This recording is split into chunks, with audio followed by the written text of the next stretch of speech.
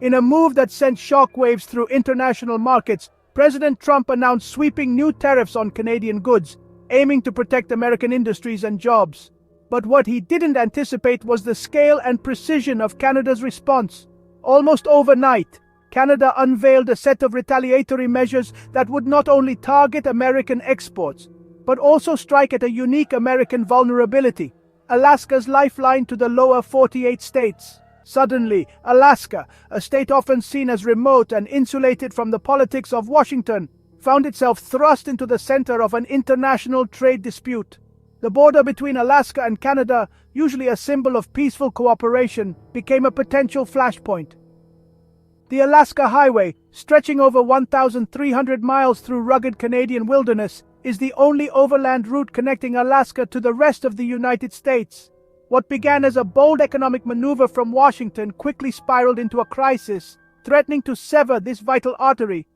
For truckers, business owners, and families who depend on the steady flow of goods, the stakes couldn't be higher. For generations, the United States and Canada have shared not just a border, but a deep and mutually beneficial economic partnership. Trade, tourism, and cultural exchange have flourished, building trust and prosperity on both sides. But now, that long-standing friendship is being tested as never before, with each country digging in and preparing for a prolonged standoff. Canada's retaliation is both strategic and personal. By targeting Alaska's dependence on Canadian territory for its supply routes, Canadian officials have found a pressure point that Washington can't ignore. Trucks carrying food, fuel, and essential goods now face new inspections, delays, and the looming threat of additional fees, putting Alaska's economy and daily life at risk. The Alaska Highway, once a proud symbol of wartime cooperation and post-war friendship, is now at the heart of a modern trade war. Alaskans are bracing for tolls, surcharges, and unpredictable disruptions that could isolate them from the rest of the country. Small towns along the route worry about shortages, while businesses scramble to adapt to the new reality. As tensions between Washington and Ottawa escalate, Alaska finds itself caught in the crossfire, its future uncertain, its people anxious, and its fate hanging on decisions made thousands of miles away. The next chapter in this high-stakes standoff will determine not just the flow of goods, but the very nature of the U.S. Canada relationship for years to come. The crisis began in March 2025, a month that would soon be etched into the history books as the start of a new era in North American trade relations. The world watched as tensions, simmering for years beneath the surface, finally boiled over into open conflict. It all started when former President Trump, in a move that stunned both allies and adversaries, imposed a sweeping 25% tariff on nearly all Canadian and Mexican goods entering the United States. The announcement sent shockwaves through global markets, with economists warning of dire consequences for supply chains and consumer prices. The move, meant to correct what the administration called unfair trade imbalances, was seen in Canada as nothing short of economic warfare. Newsrooms across Canada buzzed with urgent analysis, and protests erupted outside U.S. embassies as ordinary Canadians worried about jobs, rising costs, and the future of their relationship with their southern neighbor. Prime Minister Trudeau wasted no time in responding. In a nationally televised address, he condemned the tariffs as unjust and retaliatory, announcing a matching 25% surtax on a wide range of U.S. goods. The message was clear. Canada would not back down and was prepared to defend its economic interests with equal force. Unlike previous trade disputes, this time the response was not just federal. Provincial leaders from across Canada, representing a diverse array of regions and industries, quickly convened emergency meetings. They devised their own strategies to push back, from targeted boycotts to new regulations, making the Canadian response more unified and determined than ever before. This decentralized, multi-layered response made the conflict especially dangerous for Alaska. The state's unique geography means it relies heavily on Canadian cooperation for its vital supply chains. Everything from groceries to fuel must pass through Canadian territory. Suddenly, those lifelines were at risk, and Alaskans found themselves caught in the crossfire of a trade war they had little power to influence. What began as a dispute over tariffs quickly escalated into a clash of ideologies. On one side, the United States doubled down on its America First doctrine, prioritizing domestic industries and unilateral action. On the other, Canada stood firm in its defense of multilateral trade agreements and international cooperation, determined not to be bullied by its larger neighbor. As both sides dig in, refusing to compromise, it's the people of Alaska who are left to bear the brunt of a battle they never asked for. Store shelves grow emptier, businesses struggle to survive, and a sense of uncertainty hangs over the state. The trade war has become more than a political standoff. It's a daily reality for those caught in its wake. British Columbia is leading the charge, proposing steep tolls on American trucks using the Alaska Highway. This critical route, once toll-free, could soon become a costly choke point for Alaskan goods.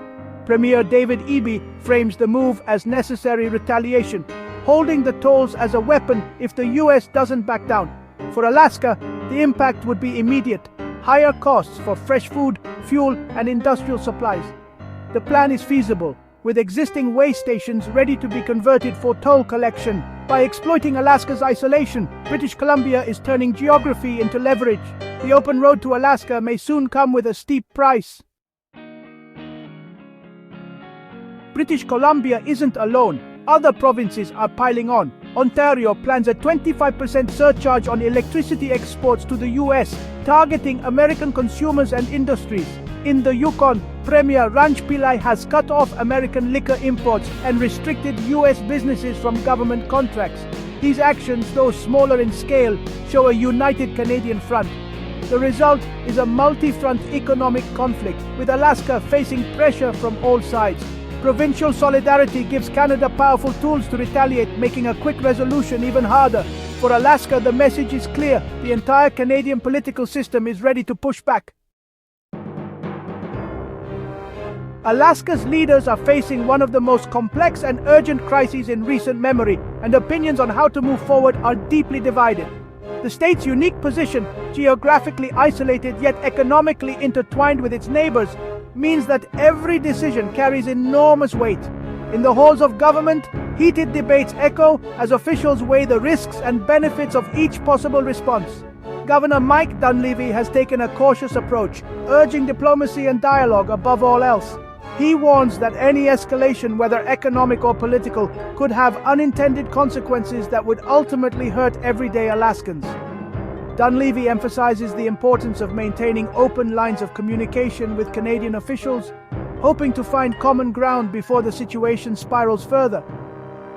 On the other hand, Senator Dan Sullivan is calling for a more assertive stance. He believes Alaska must protect its interests and reduce its vulnerability. Sullivan has proposed repealing the Passenger Vessel Services Act, a move he argues would allow cruise ships to bypass Canadian ports and keep vital tourism dollars in Alaska. He insists that Alaska should not be held hostage by decisions made outside its borders. Alaska's geography makes the situation even more precarious. The state relies heavily on Canada for overland transportation. Trucks carrying food, fuel, and essential goods must cross the border. Tourists, a major source of revenue, often arrive via Canadian highways. Even the state's electricity grid is linked to Canadian infrastructure in some regions, making cooperation essential for daily life.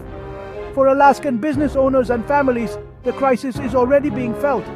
Supply chains are under strain, with some store shelves running low and prices beginning to climb. Small towns, especially those far from Anchorage or Fairbanks, worry about how long their supplies will last if the situation worsens.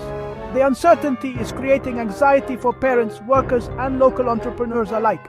Meanwhile, Canadian leaders have responded with tough rhetoric, signaling that they are prepared to stand firm in negotiations.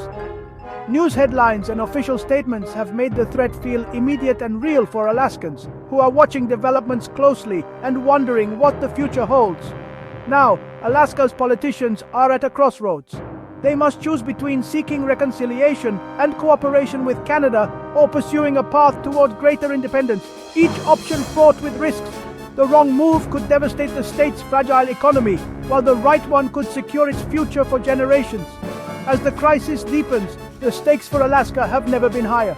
The decisions made in the coming days will shape the state's destiny, and every Alaskan is watching, waiting, and hoping for a solution. The Alaska House of Representatives took a stand, passing a resolution urging the federal government to repair ties with Canada. The resolution, though symbolic, was a clear rebuke of Trump's tariff strategy. Supporters argued it was necessary to protect Alaska's interests and signal goodwill to Canadian partners. Critics called it weak, accusing lawmakers of undermining national leadership. Despite opposition, the resolution passed overwhelmingly, reflecting deep concern about the fallout from the trade war. Alaska's lawmakers are sending a message. They want to be seen as friends, not adversaries in this conflict. The vote highlights just how much is at stake for the state. Alaska's vulnerability is rooted in geography. Its lifelines run through Canada. The Alaska Highway is essential for time-sensitive goods. Any disruption would mean empty shelves and stalled projects. Alaska also relies on Canadian electricity, especially in the southeast, making energy another point of leverage. The cruise industry is at risk too. U.S. law requires foreign-flagged ships to stop in Canada, giving British Columbia enormous power over Alaska's tourism. These dependencies, once symbols of partnership, are now vulnerabilities. The goodwill of Canadian officials is no longer guaranteed. Alaskans are left hoping their lifelines aren't severed by the conflict. The trade war is a sharp break from decades of U.S. Canada cooperation. Alaska and Canada have long been defense partners, working together to protect North America. The Alaska Highway itself was built as a joint military project during World War II. Now that same route is a pawn in an economic battle, threatening to undo years of goodwill. Cross-border communities are feeling the strain as personal and economic ties are tested. The conflict risks long-term damage to the alliance just as global threats are rising. While soldiers train together, political leaders are locked in a self-defeating fight. The future is uncertain. Will Canada follow through on its threats, or will cooler heads prevail? If tariffs stay, Canada's retaliatory measures could become reality, with devastating effects on Alaska's economy. Higher shipping costs and a crippled cruise industry would hit families and businesses hard. Only federal-level diplomacy can resolve the crisis, but it requires compromise from both Washington and Ottawa. Alaska's unique geography makes it especially vulnerable to international disputes. The U.S. Canada relationship, once a model of cooperation, is now at a crossroads. For now, Alaskans can only wait, hoping their lifeline to the south remains open.